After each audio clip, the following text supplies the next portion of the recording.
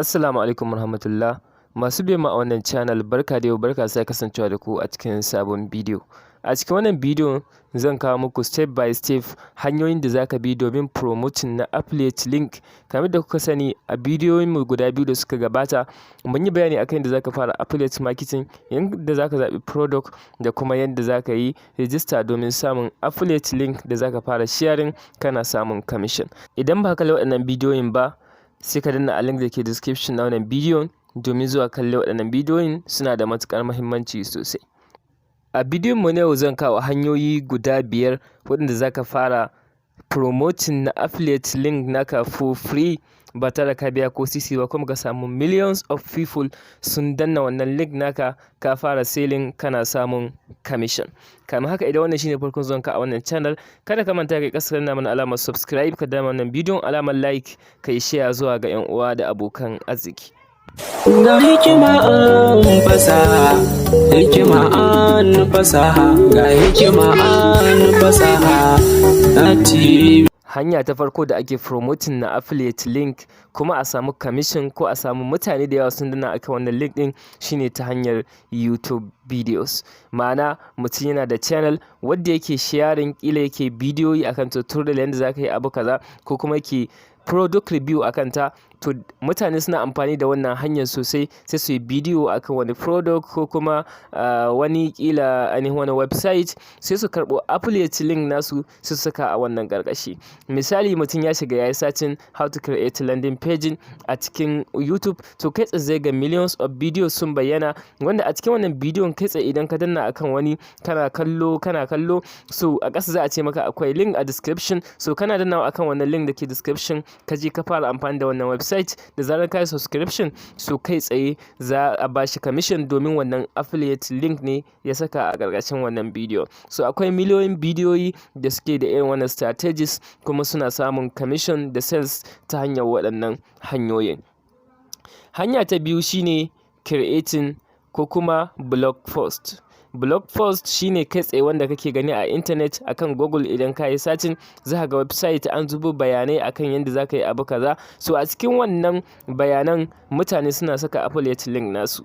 Sai dai kamin ka yi blog post, kun ga akwai buƙatar cewa za ka yi creating na website, wanda website a yanzu idan ka ce za ka yi creating na website za ta iya cin ka abin da ya kai ila kimanin 15,000 ko 10,000. Misali dai kamar haka, kamin a ce ka mallaki website ta kan kawo da zaka fara posting akan ta.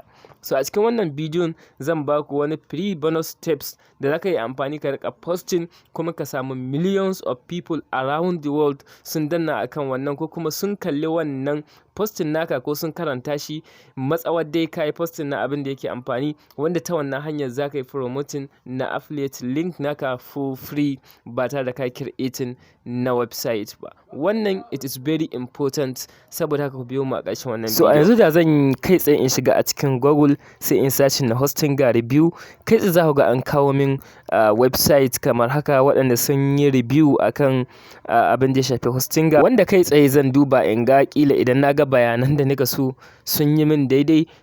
Musamman kila ina so in yi hosting na website ina akan internet, ina so in yi amfani da hosting ga, kun ga zan shigo in yi bincike akan ta ita wannan hosting ga din yaya lamarin ta yake. So za su zo su yi bayanin yaya take, ya ake amfani da ita. So a cikin bayanan da za su yi, da za ka diba anan za ka ga cewa akan wannan link ne na hosting ga. So kana dannawa akan wannan link din, for example bari mu danna link din, so kai tsaye za ku ga cewa link din ya ɗauke mu zuwa hosting ga ko kuma website ta hosting ga. So kai tsaye kana register da wannan link din ko kuma kai hosting website ɗinka da wannan link din, to a duk shekara idan ka yi subscription za a bashi commission, wato abin da muke kira recurring commission din nan kamar yadda bayani ya gabata. Wanda a cikin posting guda ɗaya za ka iya yin sharing na affiliate link sama da ɗaya. Idan ka duba wannan shi ma affiliate link ne na wata hosting, na wani hosting website, so kaga za ka iya sharing na affiliate link sama da guda 10 a cikin posting guda. So saboda haka mutane suna amfani gaskiya da website, suna samun kuɗi sosai da sosai. Ya kamata a ce mutum ma ya mallaki website, wanda a gaskiya idan ba da kanka za ka yi ba, so idan wanda zaka sai maka creating, so zaka biya shi kuɗi kila masu ɗan dama kamin ya maka creating website, wanda idan da kanka zaka yi kuma za ta iya cin ka kila 15,000 ko 10,000, ya danganta da irin inda zaka yi hosting website ɗinka da kuma domain ɗin da ka saya. Hanya ta uku shine mobile application, ma'ana ka yi creating na application wanda a cikin shi ƙila kana bayani akan wasu abubuwa da suka ƙila product, ko kuma za ka iya yin creating na application na marketplace sai ka yi listing na product a cikin wannan application ɗin. Duka waɗanda suke downloading application ɗin suna amfani da shi, suna yin subscription ta irin waɗannan abubuwan da ka yi kawo a cikin application naka, kana samun commission kai tsaye. Hanya ta hudu shine creating na landing page. Landing page kamar website ne amma kuma ba website bane, saboda shi landing page ne guda ɗaya wanda kila zai yi bayani akan wani product da kake so ka yi promoting ko da kake promoting. So wannan idan mutum ya zo landing page naka, landing page, so zai ga bayanai akan wannan product ɗin. So kai tsaye yana dannawa wurin kila za ka iya saka grab now ko kuma go now. So yana dannawa kai tsaye zai ɗauke shi zuwa ainihin website wanda wannan product ɗin yake da kake promoting. So yana zuwa ya subscription ko sai wannan product ɗin, so za ka samu commission. Landing page yana da matuƙar muhimmanci. Misali idan za ka yi Google Ads, wanda Google Ads shi ma hanya ce ta promoting na affiliate product, wanda idan ka duba wani lokacin idan ka yi searching na wani abu akan internet, za ka ga waɗanda suke fitowa akan on top of the list akan Google. Misali idan ka duba a cikin wannan hoton, za ka ga waɗannan website ɗin an rubuta musu sponsored. So wannan website yana nuna cewa sun ba Google talla ne, saboda haka duk lokacin da mutum ya yi searching na abin da shafi wannan website ɗin, su za su rika tahowa on top. Saboda haka za su rika samun mutane da yawa suna visiting na website ɗinsu, suna samun commission sosai da sosai. Amma wannan kun ga sai mutum ya saka kuɗi sai ya biya Google sa'annan su tallata mishi shi. So saboda haka mutum zai iya farawa da na for free, lokacin da ya fara samun kuɗi sai ya amfani da na Google Ads. Akwai hanyoyi da dama na creating na landing page for free. Get response yana daga ciki, wanda link ɗin shi yana a description na wannan bidiyo. Hanya ta biyar, wadda ita ce hanya ta ƙarshe wurin promoting na affiliate product, ita ce ebooks da kuma PDFs.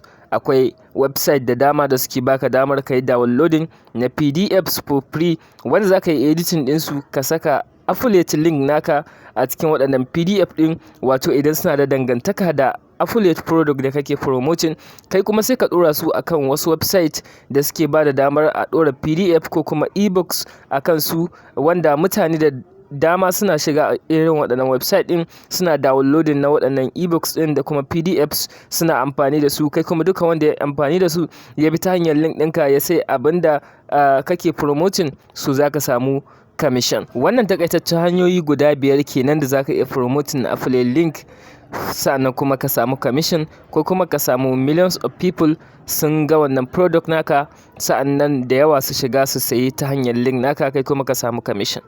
A yanzu kai tsaye zan nuna maka free tips bonus wanda za ka yi amfani da su kai promoting na affiliate link ba tare da ka creating na website ba, ba tare da ka creating na application ba. Sa'annan ma zan nuna maka idan kana so kai creating na website for free ba tare da ka saka ko sisi ba, zan gwada maka hanyoyi guda biyu da za ka iya creating na website for free.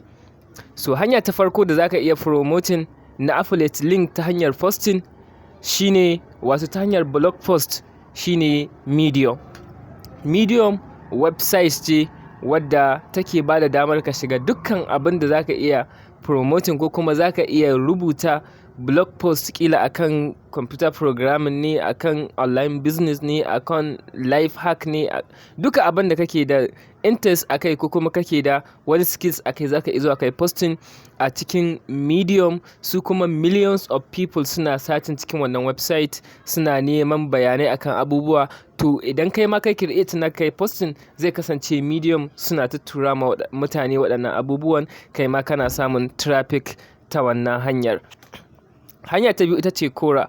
Quora website ce wadda ita ma miliyoyin mutane a kowace rana suna shiga, suna yin posting abubuwa daban-daban. Mutane miliyoyi suna shiga, suna searching na abubuwa daban-daban akan wannan website ɗin ta Quora. Sa'annan mutane duban-bani suna shiga a cikin Quora, suna tambaya ya za a yi in samu kuɗi online, ya za a yi in aikata abu kaza. So ta wannan hanyar za ka iya shiga kai promoting na affiliate link naka. Kila wani zai iya tambaya ka, misali wani zai iya tambaya ciki ya ake amfani da hostinga. So kai tsaye za ka iya yin amfani da affiliate link naka, kila kai mishi bayani hostinga ga yanda ake amfani da ita, sai ka saka affiliate link naka, kai tsaye zai amfani da wannan affiliate link naka, kai kuma za ka samu commission, kuma za ka iya creating na space wanda za ka rika posting kamar yadda kake yi akan website naka.